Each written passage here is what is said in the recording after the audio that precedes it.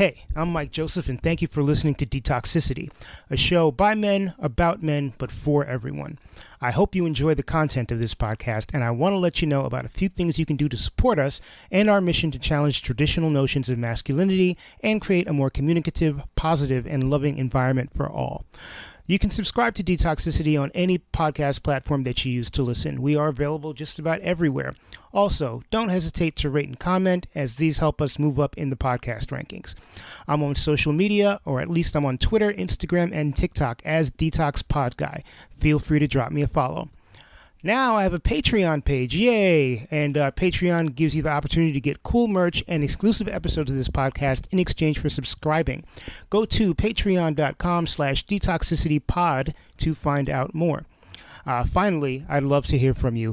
Whether you found an episode of the podcast particularly enjoyable or enlightening, or you know someone who'd be a great guest, or you'd like to offer constructive criticism, or if you yourself would like to be on the podcast, hit me up. Reach out to me at one of the aforementioned social media channels, or if you're old school like I am, drop me an email, detoxpod@gmail.com. Thank you for listening, and take care. Hey folks, in this episode we are traveling virtually to one of my favorite places in the country, the Pacific Northwest, Seattle, Washington, and we are going to talk to Gregory Flynn. And Greg is a coach and a facilitator. You can find information about him at gregorybflynn.com. He has run a men's group in the Seattle area since the beginning of the COVID pandemic in 2020. That group continues to this day. We talk about how that group began and some of the issues that it had to fight through in order to survive and how it evolves. And we also talk about plenty of stuff that others have talked about in different ways over the course of this podcast when it comes to men's work and evolution and just being better people for everybody. And that's pretty much the scope of this particular episode. I hope you enjoy it. It's a really good one. So without further ado, here is Gregory Flynn. I'm Greg Flynn, and I am a facilitator and at times a coach. I'm starting to kind of veer away from coaching a little bit, and I live in Seattle, Washington, and I do a number of things. The place I'm putting a lot of energy and a lot of focus right now is my work with men. So holding, facilitating men's circles, running and leading programs and workshops and trainings for men. Got a lot of stuff in the pipeline. Some of that we're not quite ready to, or I'm not quite ready to talk about. And I say we because I've got a partner in some of this work, and been facilitating an amazing group that has been running since the beginning of the pandemic. And then I also do some stuff with organizations. I do team coaching and facilitation in organizations, helping organizations have conversations that they need to have, helping teams have conversations that they need to have, that sort of thing. Amazing. And that leads me immediately to two questions. First question is not necessarily how did you get started, but what was the deciding factor, or what were the deciding factors in this becoming something that you were passionate about and wanted to pursue professionally? The men's work specifically. Specifically, yeah. Well, I mean, honestly, it's been my own journey. I kind of fell backwards a little bit in the men's work. Actually, I fell backwards in the most things that I end up involved in, quite frankly. And I think it was 2008, a friend of mine suggested that I check out a men's weekend, and I went and I checked it out, and I'd never done anything like that before in my entire life. I've always been really hesitant to do anything with men just because I think I wasn't a typical guy's guy. I was a sensitive theater kid growing up, and so wasn't into sports, wasn't into the whole scene that most guys were into. And so I never quite figured out how I fit in. And so going and being in this kind of mountainous retreat center in the foothills of Southern California with like 40 or 50 other men for a weekend was new to me, but it opened up something. And I came out of that and I started joining men's circles again and again and again. And each time I would go into a different place, I would find something else would unlock. And that journey led me to wanting to start men's circles. I started finding myself feeling like I had a sense of what I wanted that was a little different than what I was finding. And I started finding some men's circles. When the pandemic started and everything we were all going into that lockdown phase, right? Isolation. I think we talked a lot about isolation, social distancing and Yep. keeping ourselves apart from one another. I started thinking about this in terms of what's this going to do for men? We're so typically, and I'm using the we here very intentionally, right? Because I include myself in this. You're right. So typically, it's so easy for us to isolate ourselves already, to have this additional thing. And then the difficulty in reaching for help, the difficulty in saying to somebody, I'm struggling. I was like, this is going to be really hard. So I started a group, and man, I was blown away by the response, and guys started coming. And as that was growing, I was like, oh, I actually feel like there's something here to really focus on. And so I started pivoting a lot of my energy into that work. Great. And the second part of that question, I guess, is my own perception of men's groups and men's circles, Mm. which is evolving Yeah. as I'm starting to be part of more men's groups myself and actually starting some. There were people that I had on in the early days of the podcast that maybe kind of helped firm this image in my head of men's groups being sort of like warrior spirit dudes standing around a fire, beating their chests and stuff like that, which having never experienced that, I don't know how accurate that is. Something tells me that that is not what you're about. No. I've experienced it. I've Right. been there. I've been swept up in it for sure. I think it's very alluring. Here's my take is one of the things, and I was very intentional in not naming the organization whose weekend I went to, right? Because they've done some good. They've done good in the world. They certainly have. And it could be any number of them, right? There's a whole bunch of organizations out there. But what I've noticed is that a lot of times what we're talking about when we go into those circles is we recognize that men are in a box. And I talk a lot about this in my work, right? Was that we're conditioned into tiny boxes. And so there's this idea like, oh, okay, men are in a box. And a lot of those groups, what we want to do is we want to kind of expand that box a little bit, create a little bit more room in that box for our energy, our kind of man, warrior. And there's a place for that, I think. To gender that, I think, is part of the problem, right? To actually say, oh, well, men are warriors, but women, they're not warriors. Well, I don't know.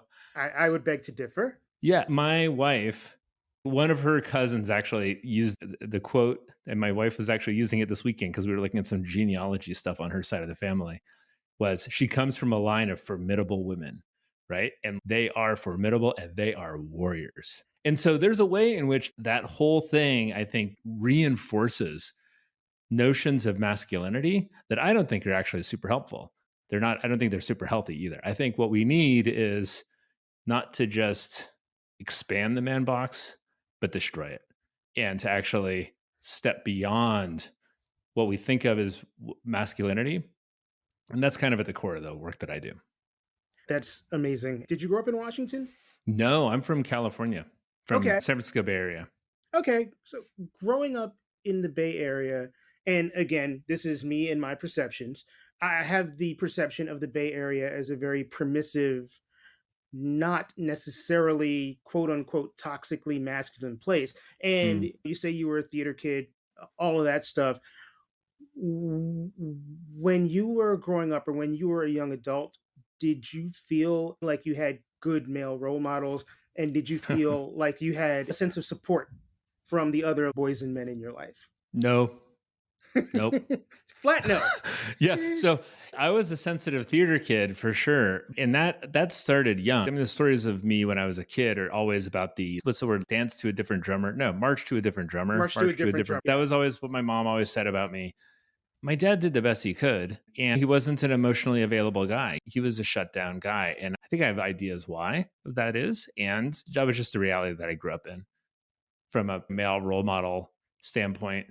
When I was really young, I was actually like in late elementary school, early junior high school when I discovered thrash metal, which was something going on in the Bay Area, right? I had classmates who had older siblings who like kind of, and this stuff leaked into Metallica and Slayer and Anthrax, all those bands leaked into my life and became kind of like, ooh, and that became the ideal for me. So I'm a sensitive theater kid who can't quite get along with the jocks and even with the other guys, but also just super attracted to this really toxic, I mean, don't get me wrong, I still love me some Metallica and Anthrax, but it was not exactly a healthy scene. And I Right. think it was another place that toxic masculinity came through. And so, yes, growing up in the Bay Area, I didn't grow up in Berkeley with hippie parents like a lot of folks did.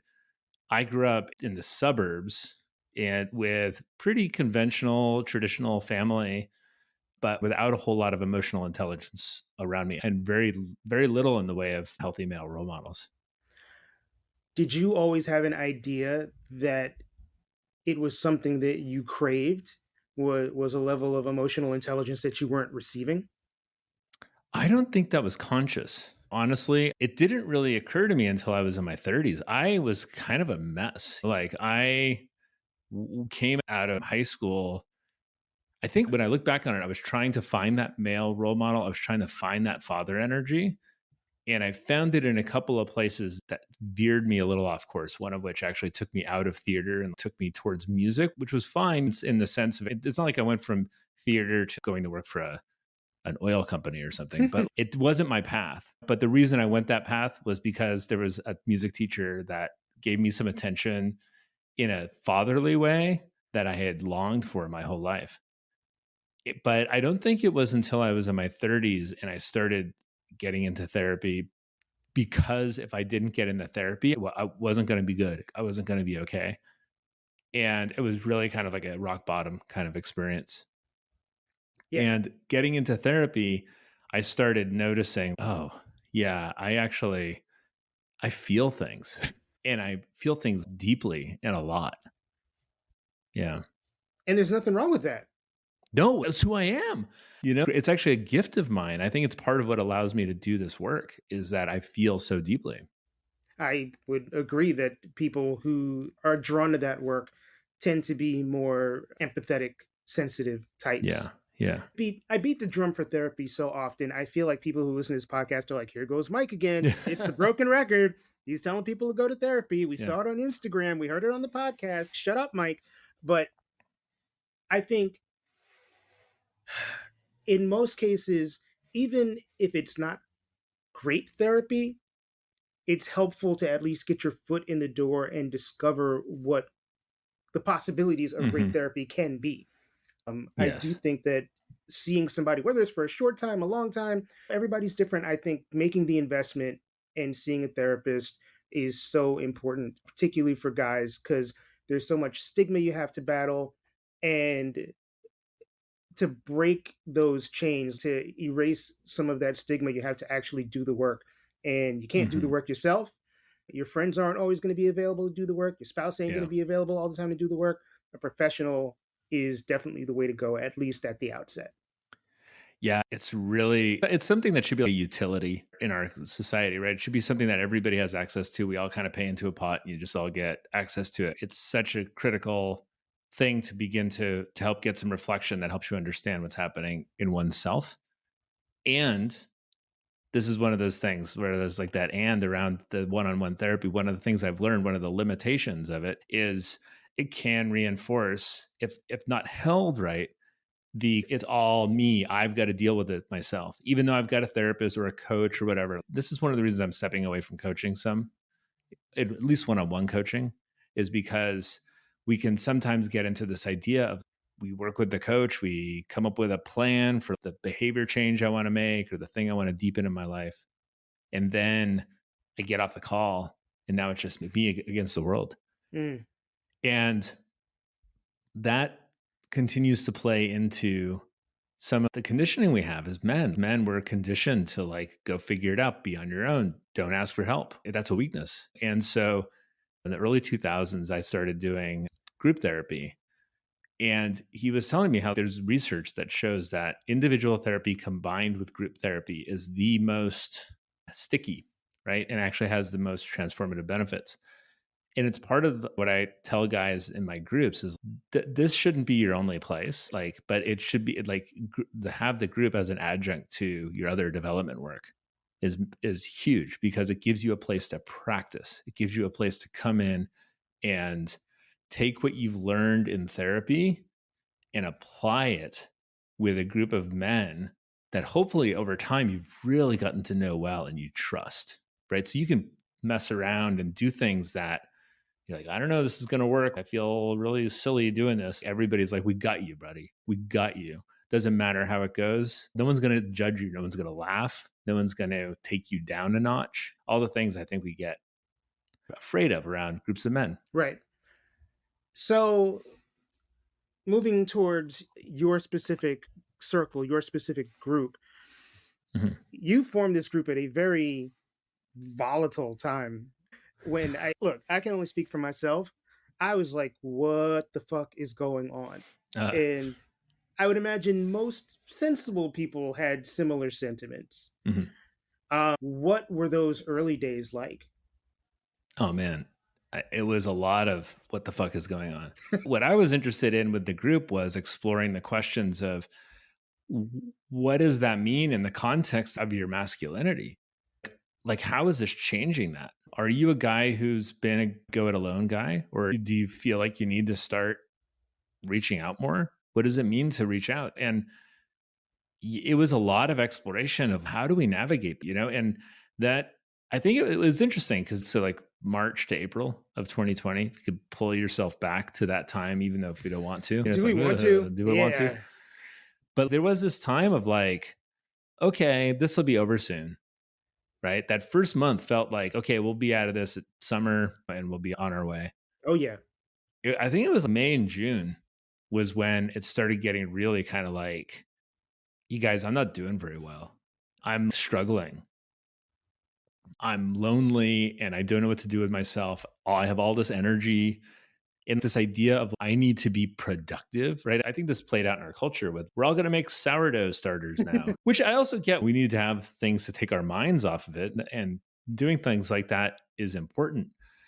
But I also think that, and I think this is especially true for men, but it plays out in our culture too, is we keep ourselves busy to avoid feeling the things that are moving through us. Because even though, like I say, I'm a feeler and I feel deeply, we're all feelers. There's different degrees of sensitivity, and our defense systems, our emotional defense systems are all wired differently, but we all have these nervous systems. And so we're all feeling this stuff all the time. And when we were up against that in the beginning of the pandemic, or even, I mean, honestly, even now a bit related to the pandemic, what does it feel like when you walk in a room and there's 200 people there and no one's wearing a mask? Is there any part of you that's like, I know there isn't me? And so to actually slow ourselves down and be like, oh yeah, I feel that. It doesn't feel good. But to have a place to say that was the key. And I'm so happy that you created a safe space and it's still going 3 years later. Yeah.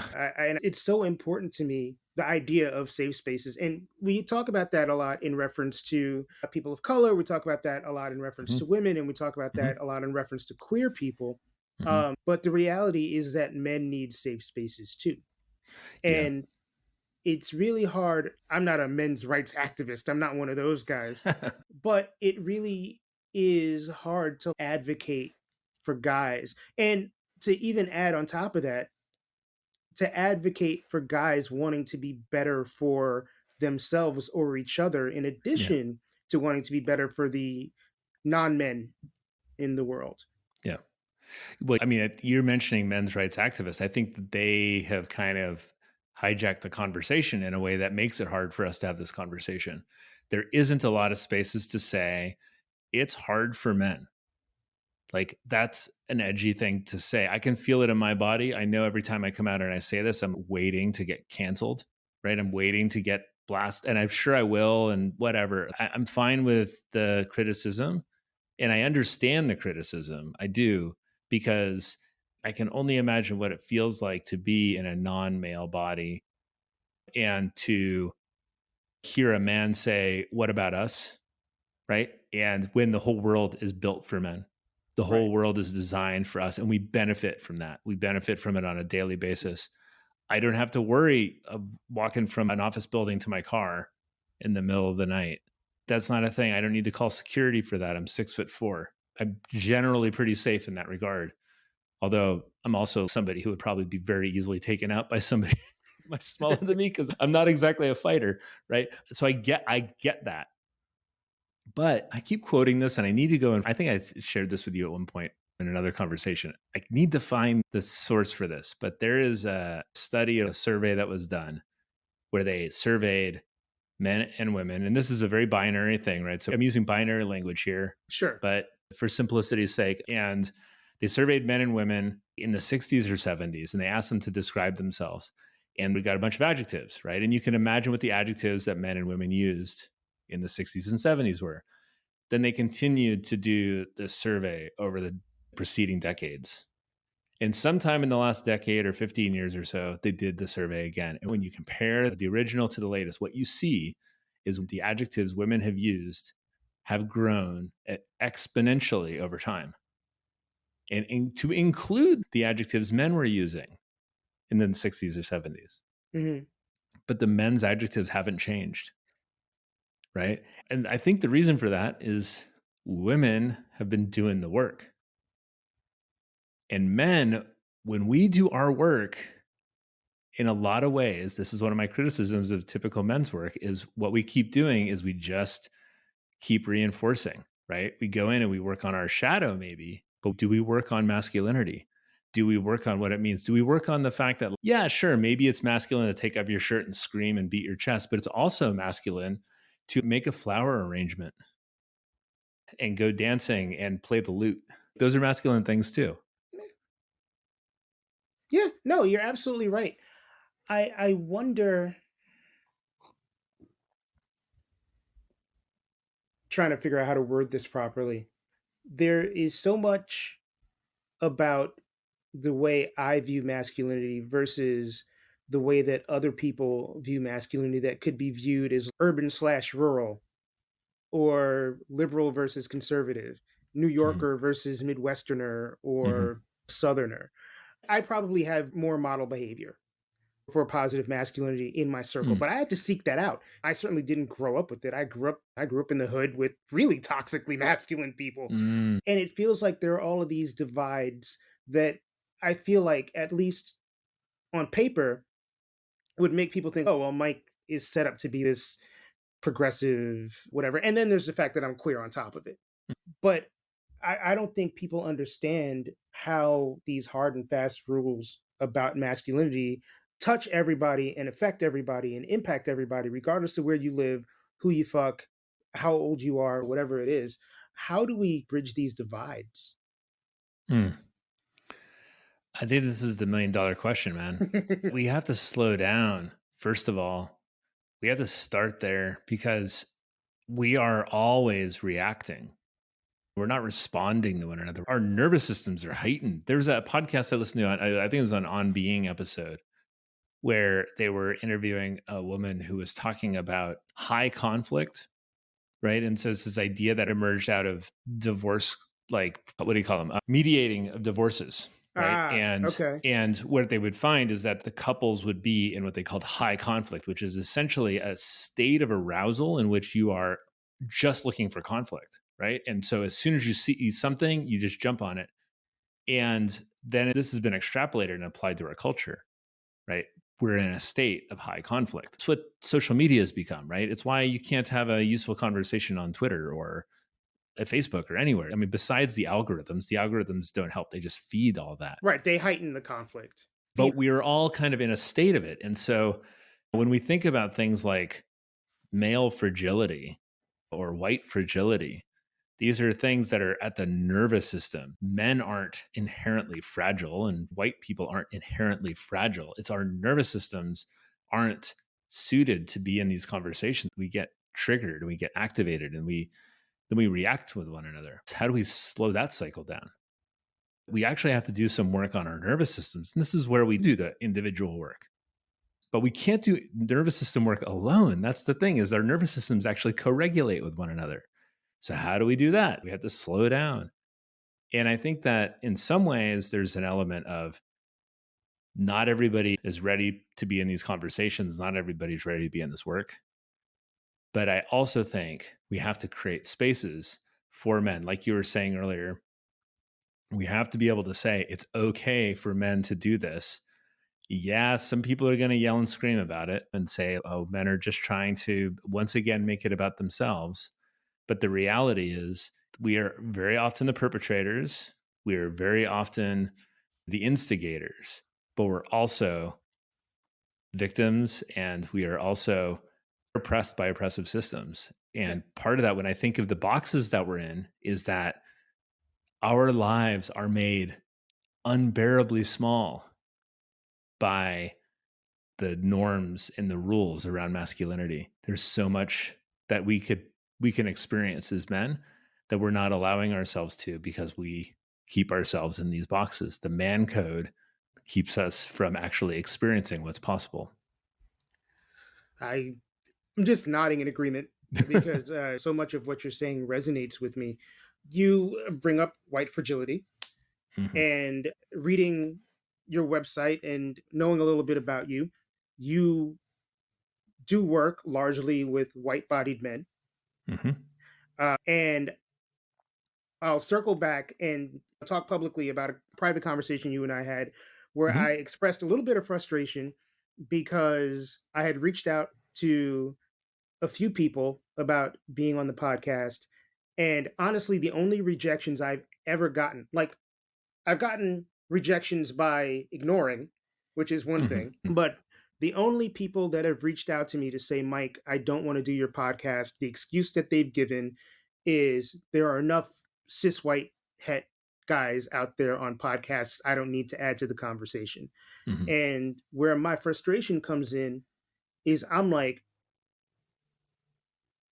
me, Mike, as a queer black person, I'm not going to hold the same weight in conversation saying the things that I'm saying Hmm. to a cishet white guy who really needs to hear a lot of this shit Hmm. as another cishet white guy is saying the Yeah. things that I'm saying. Yeah. And not to say that I just want cishet white guys to be on the podcast. That's certainly not the case. But Hmm. those rejections that I got felt like cop outs. Mm. And I wonder what you encounter in your work with, I don't know whether they're heterosexual or not. And really, nobody knows if anybody's heterosexual or not. But Yeah. with cisgender white guys in your work, like what have you encountered? There's so much fear, man. We're freaked out. And I say we're freaked out, and I can imagine the response of, oh, boo hoo, right? Type of a thing. And there's an element of that I think that's true, because I've never had to be concerned when I get pulled over. I've never wondered if my race had anything to do with whether or not I got a job or got into a college or something like that. I understand the privilege. I do. And the reality is that as as men, as white men, we've lived our entire lives in a culture that has told us we are better, and here's all the privileges you get for that. It's also told us you do not talk about this. You do not talk about this. And we've reached a point, we reached it a long, long time ago, but it became really clear in the last 3 years that we have to talk about this. If we don't talk about this, and especially if we don't talk about it among ourselves, there's no way out. And this is maybe controversial to say, but as white men, we are also being impacted by these systems of oppression in ways that are oppressive. Like, yeah, I don't have to worry about getting pulled over by the police. We don't have to worry about whether or not I'm going to survive that traffic stop. Sure. But I do have to worry about the fact that I am now in a position where to get close to you, I have a huge chasm to cross. And that is something that's tragic, quite frankly. And like, this system was built by white men. Right. This system, it was designed and built by white men. And it's largely continued to be reinforced by white men, although a lot of more identities participate in the reinforcement of it. I don't see a way out of this without actually including white men, not centering white men, not like making it about us, but we have to be a part of the solution. But the problem is, again, it comes back to there are no spaces to have those conversations. And that's something I've sought to do. I created a program a few years ago called Men Connecting Understanding Whiteness. It's a space for white bodied men to engage in these conversations, to ask the hard questions, to challenge themselves. I bring in my teacher from Holistic Resistance, Aaron Johnson, who's an African heritage man from Southern California. He comes into the program, and it's a labor of trying to create those spaces of bridges that you were talking about earlier. Yeah. What has the response been to that? Oh, it's mixed. I mean, can you think of a more challenging population of people to engage in these conversations than white men? Yeah, yeah. It's rough. I've done 5 cohorts of the program, and each of those cohorts has brought its own challenges. Each of those cohorts has brought its own blind spots. They've challenged me in ways. I've learned things about myself and about what it means to be in this kind of body and what it means to do this work. So we're all kind of finding our way. I think that's part of the challenge, right? Is what we're talking about here is kind of at the threshold of the culture that we have all been raised in that kind of tells us what our roles are. And on the other side of that threshold is something different. And I don't think any of us knows what it is. I think when we talk about a world in which we've abolished white supremacy, I don't think really anybody knows what that looks like. Yeah, exactly. And so it's like, what does that feel like in our bodies? And we're taking tiny little teeny steps. Like, I'm not under the illusion that my program is ending white supremacy. I don't know that that'll happen in my lifetime. It'd be great, but I don't know if it will. But it's like, what can I do today? It's when you are an activist on any level.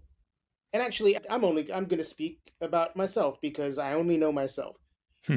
Sometimes you want to change the world, and trying to change the world is really exhausting. Mm-hmm.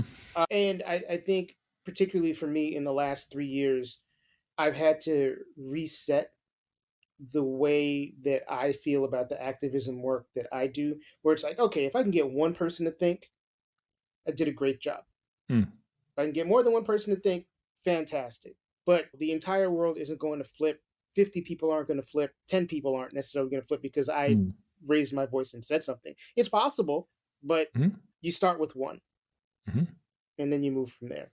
And I think that realizing that has impacted my exhaustion level for the better. And I think doing the work that you're doing is really important because, again, the things that I'm saying come out of my mouth are going to sound different and possibly hit different if they're coming out of your mouth.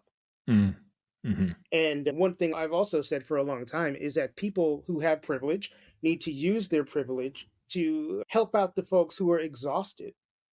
Mm-hmm. And I say that often as a queer person, quote unquote, straight appearing queer people need to take on a little bit of extra work because the queer presenting queer people are fucking tired. So if you are an ally, if you are someone who can get into spaces where oppressed people either can't get into or they can't get into without a lot of difficulty, I think taking on some of that responsibility is really important. Yeah, 100%. One of the goals I have is to be able to carry that burden, carry that weight. I don't have a lifetime of carrying it, so I have a lot of capacity. And I mean, that's a big piece of it too, right? I don't know where I ended up getting this capacity from, but for whatever reason, I've got capacity for it. And I think one of the things I'm trying to do with the Men in the Understanding Whiteness program, but with men and all the stuff I'm doing, whether it's the group I've been doing for the last few years or the programs that I'm actually getting ready to launch, all of those things are rooted in when it comes to the conversation around race for white men, we need to develop the capacity to be in our shame when we are confronted with the realities of the very system that has benefited us. Shame is a reality. It's going to happen. The issue is it's so often been used as a weapon, right? It's been used as a tool. You should feel bad. It's like, well, I don't think that really is very useful. But when I talk to you about your life and your experience, and I hear about the things that you've endured in your positionality, just living your life from day to day, I'm going to feel shame because that's what gets triggered in a white body. I need to have the capacity to be with that. I don't know where I got that capacity, but that's the capacity that I've developed. And so that's part of what I'm trying to do with others is help them develop that capacity. It doesn't feel great, but we've got to be able to feel it in order to move through it. Right. Another question I need to think about a little bit before I ask it. Sure. There are people that I've spoken to in the past who do similar work who I think come from a place of almost condescension, or it feels like a cult leader kind of space. How important is it that even though you are a facilitator and a leader, you still have the attitude of, hey, folks, I'm in the trenches with you. I'm one of you, in addition to sort of being the facilitator of this Hmm. group, as opposed to like, I am your leader. Oh, well, I don't trust that. I don't trust that for 2 seconds. I trust it in certain areas, I guess, in my life. If I was going to pick my bass back up and be like, all right, I'm going to get back into this and start playing music again, I would want a teacher who was able to rip it and not have to Right. think twice about it, for sure. But my guess is also, if I really liked that teacher, if I really actually vibed with him, he would probably be somebody who spent a couple hours a day with his scales, even though he's been doing it for 40 years or whatever and can play with whatever group, or she, I should Right. say, or they. Right. Right. So I think that there's certain ways in which the whole Instagram thing, the whole social media thing, I think has made this really tricky. And not to say it started there. I think that there were always kind of the guru approaches to things. And I think of the Tony Robbins type guys out there. And he's great. I shouldn't say that, but he has his place and people find some benefit from it. And that's fantastic. But the reality is all of us is a work in progress. Everyone's a work in progress. And if I get a single vibe that you're not a work in progress, I don't trust you. I'm not going to take your workshop. I'm just not. And some people might, and that's great. Good for them. I'm guessing that they're looking for something else. I think there's something else going on there. It's my guess. But I don't see myself ever not being in this work. I will always be in some kind of, all right, not to say like I have to get better all the time. That to me is still an unhealthy masculine kind of mentality. Right. It's more like I know that life has so much more to offer. And the first half of my life was all about creating an identity around that. And now I'm unpacking that and I'm finding out what's underneath all of that. And I'm liking it. I'm enjoying it. And not to say it's all heavy, it isn't. Some of it's pretty light and fun. That Yeah. that actually leads me to two things. One is that people get the idea of self-improvement and therapy and personal evolution as this constantly heavy thing, and it's not. It can be, Hmm. but there's lightness in humor, and Hmm. I don't think you can take yourself too seriously if you're a work in progress, because you're going to be regularly looking back at shit that you fucked up. Yeah. You know? And the other, I just lost my train of thought. The other thing is, or another thing that I wanted to discuss with you is, you and I are probably about the same age. I wonder how aging plays into the masculine struggle. Most of the people that I speak to for this podcast are also kind of in my age range for whatever Mm. reason. I'm not really sure why that is. I just think that Hmm. most of the people I know are kind of close to me in age. Sure. What have you noticed in terms of how guys are feeling about getting older? Oh, well, I mean, I turned 50 last year. And when I turned 50, everybody Congratulations. started telling me how my life was about to fall apart and how my body was going to fall apart. It's all downhill from here, which is just That kind of one sucks. of those. Yeah, I was like, what? You don't know me. Right. I don't think so. In fact, I'm actually more committed now than ever to ensuring that because the first 35 years of my life, I was not healthy at all in any way. And I'm super committed to being as healthy as I can be, as long as I can be. And so I don't buy into those stories. And not to say that things don't happen, but I don't buy into the inevitability of certain things like that. One of the things I've observed is that the older we get, the harder it is to, like, if we don't step into this work when we're a little bit younger, and meaning like today you're younger than you're going to be for the rest of your life, right? Yeah. That's just true for all of us. The reality is today I'm younger than I'm going to be tomorrow. And so the younger we are getting into it, the better, I think. Things get more rigid as we get older. And I've got guys coming into stuff that are in their 60s and 70s, and they're committed to doing the work, and they're doing the work for sure, 100%. And so I would never say to them, boy, you should have gotten here when you were 35. But if you're 35 and you haven't stepped into the work, I'd say step into the work, Now's because a good time to start. now's the time to do it. And I think it's one of the biggest tricks. And I'm looking at myself and I'm like, okay, the things that I still have to unwrap and unwind in myself, the various shadow elements, the things that I feel that I still carry shame about. Yeah, I need to be working on those things. I don't want to let them wait too much longer because they become a little bit harder to unravel. What can we do as men to help support other men? Well, start with yourself. Start with your work. Join a group. Find a group somewhere. So all of that is to build the muscles to make it so that you can reach out past your conditioning and be of support to somebody else, to be the guy that like instigates the call and says, how you doing, man? I've been noticing that I haven't seen you around in a while. I'm concerned. What's going on? Let's grab a drink, or let's go get coffee, or can we go for a walk? And even if we're just going to walk in silence, I'm here. Let's help each other out.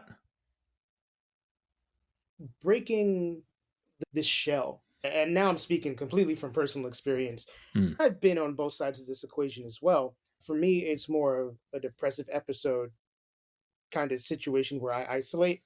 Mm-hmm. But some people, you can tell or you get a sense that they want somebody, they need somebody, like, and you try to chisel away, and then it's like, man, this statue ain't breaking at all. Are there any hacks or any sage words to say to break through to those people who might be a little bit more difficult, who you can tell want to do the work, but just don't know their ass up from their elbow? Wow, what a saying that is. I don't know where I got it from, but I've used that saying for many years. Yeah, no, I love it. The reality is that there aren't any easy solutions. There aren't hacks. All there is can we just stay present with people? It does drive me a little bit nuts when I hear people say, yeah, I have this friend who we were really good at friends, and then he stopped calling. And then I was like, well, he's not calling me, so I'm not going to call him. Stay present with each other.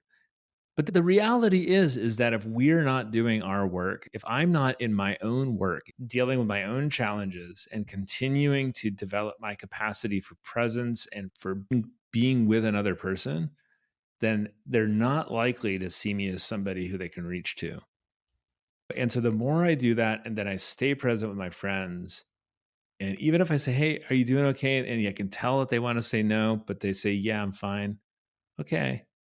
Look, I'm not quite feeling it, but okay, cool. Just let me know if you want to talk, and just always being there.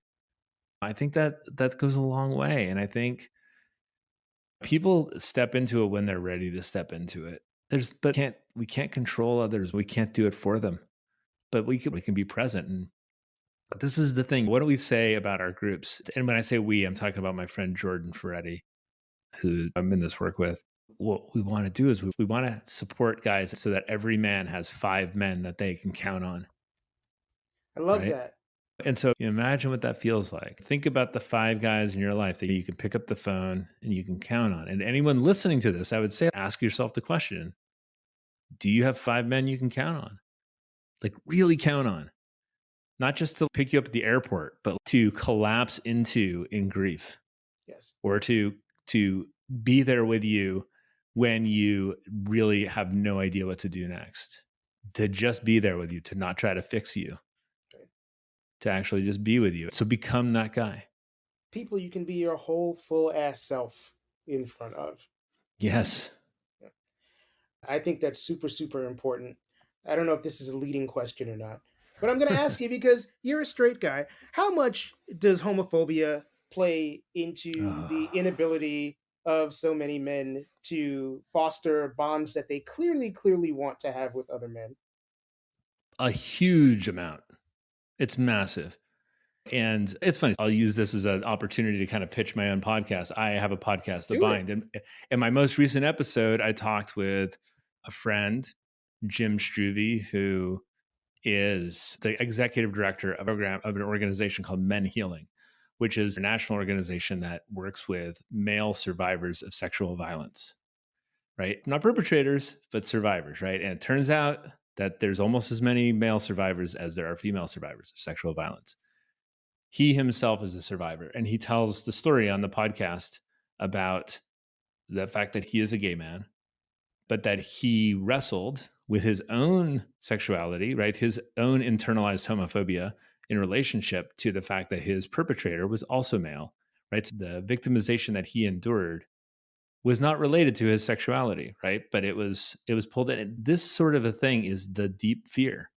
One of the deepest fears that straight men have is that I will be seen as gay, which is also, it's very adjacent, I think, to I will be seen as a woman. Mm-hmm. Those two things get conflated. And at the same time, they're pathologized, right? And so this is one of the ways in which young boys that become men are turned into unhealthy men. It's one of the ways in which we are turned into men within this box, in the ways that the man code is enforced. To be seen as gay, it's the last thing I want to be seen as. Right. And it's absolutely astounding. I had navigated this myself, right? I remember all kinds of incidents where I was made sure it was very clear that I wasn't a gay man. And I'm definitely not proud of that. It seemed like my survival was at stake to be seen as a straight man. Right. So it's absolutely massive. And the thing is that all these things that we deem as not masculine, we deem them either female or gay. Or gay. Right. Right. Yeah. I could do 10 podcasts. I might have already about the conflation of male homosexuality and femininity, when the two are certainly not always mutually inclusive. No. And often can be very mutually exclusive. And to pathologize these incredibly human things, like this is one of the ways I would say that men are oppressed by these systems, is those things that are very normal human things are used to make it so straight men, well, and I won't even say straight men, because I actually think this still permeates within gay culture. I've had some conversations with some friends about this and even witnessed it in some ways. The ways in which we use this pathologizing of homosexuality to completely limit the kinds of expression men can have.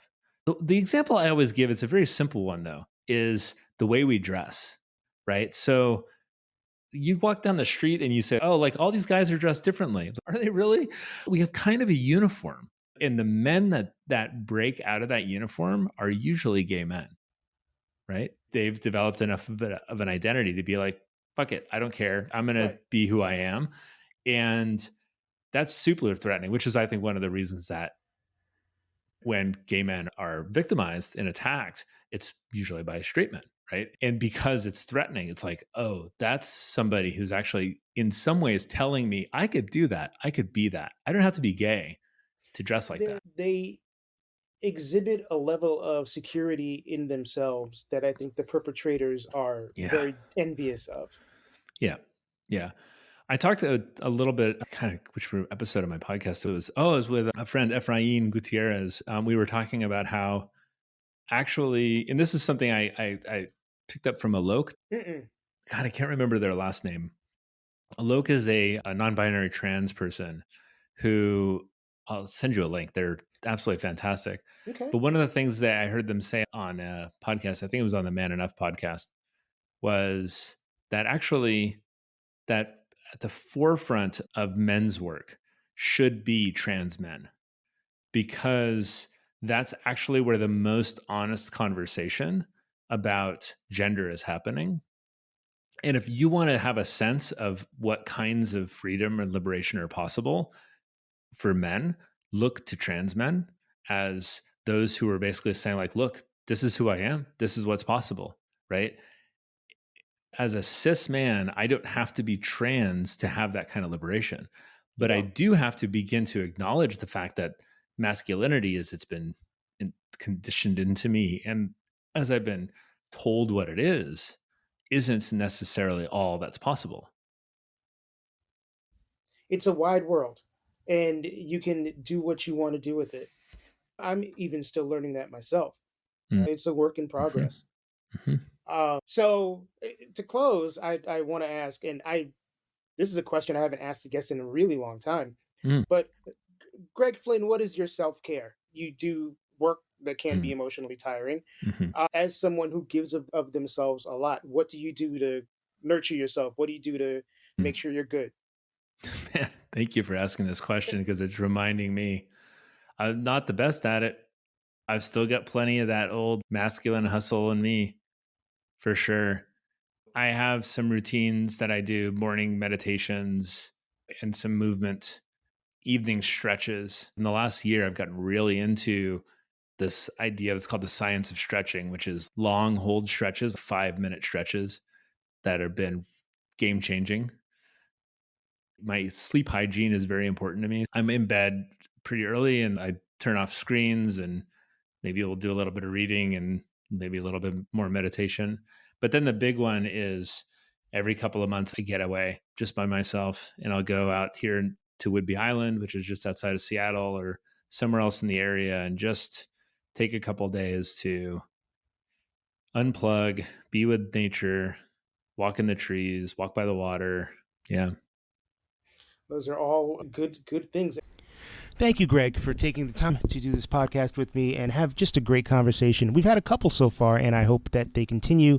You can find Greg online at gregorybflynn.com. That is his website. You can also find him on Instagram at men.connecting.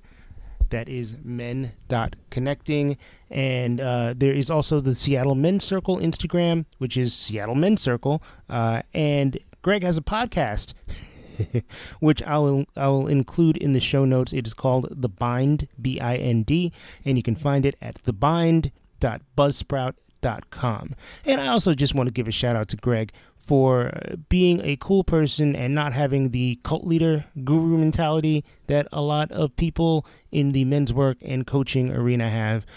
Greg really seems like he's down there getting his hands dirty and asking not only everyone else the difficult questions, but asking himself the difficult questions and doing the work. Anyway, far be it for me to judge others, but it sounds like Greg's doing it right. I appreciate what you're doing, man. Keep it up. Thank you for listening to Detoxicity. I hope you found this particular episode interesting. And if you are new, I hope you go back and listen to all of the older episodes. Once again, my name is Mike Joseph. I am the host and producer of this show.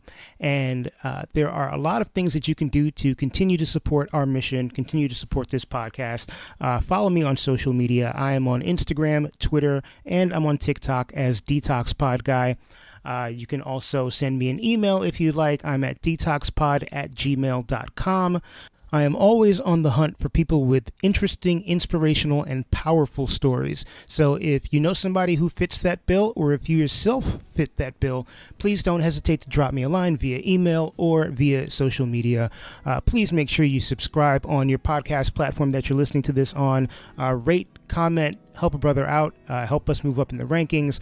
Follow me on social media. Like I said, follow our Patreon, or subscribe to my Patreon, actually. Patreon.com/detoxicitypod. You get access to exclusive episodes. You get episodes a little earlier than the general public. You get a cool ass sticker, lots of stuff. Once again, patreon.com/detoxicitypod.